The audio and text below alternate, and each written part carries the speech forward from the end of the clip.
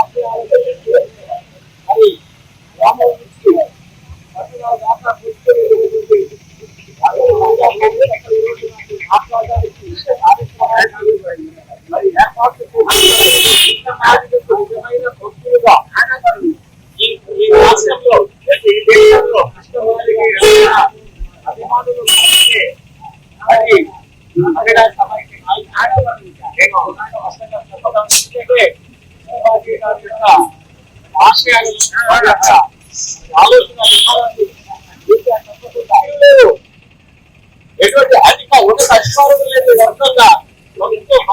లేదు వర్గంగా ఎంతో కూడా 30 సంవత్సరాల సుదీర్ఘ పోరాటంతో ఈరోజు